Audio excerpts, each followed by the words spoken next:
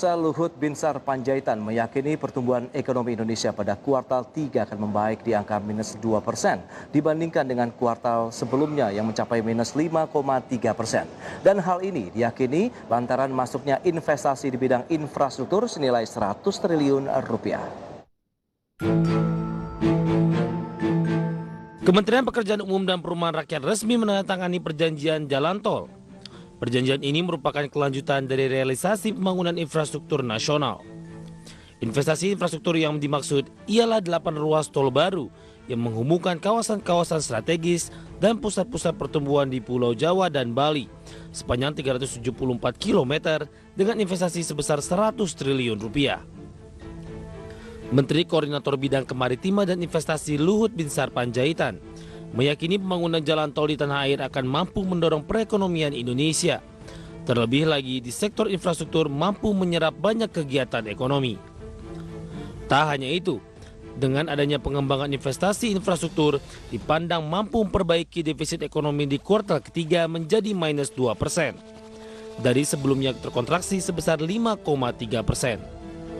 Lantaran didukung dengan belanja Kementerian PUPR sebesar 100 triliun rupiah. Kuartal 3 ini buat kita memang crucial time karena kita ingin mengangkat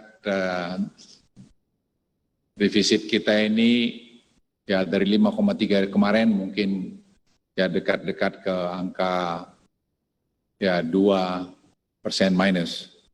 Tentu ini kerja keras semua. Tadi Pak Menteri Basuki sudah menyampaikan untuk kuartal 3 ini bisa 50 triliunan di disperse ke bawah dan 100 triliun lebih sampai akhir tahun. Dan ini saya kira pencapaian yang sangat baik untuk membuat ekonomi kita ini pada tahun ini kita berharap tentu bisa mungkin minus 0,05 atau mungkin plus 0,5%.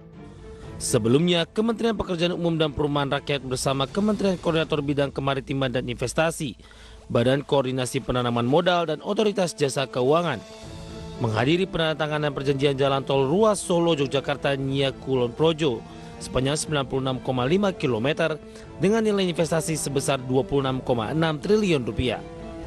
Jaringan jalan tol ini bertujuan meningkatkan perekonomian di Pulau Jawa dengan menambahkan kapasitas jaringan jalan serta menurunkan biaya transportasi dan logistik melalui satu jaringan tol yang terintegrasi. Dari Jakarta, Ade Firmansyah, IDX Channel.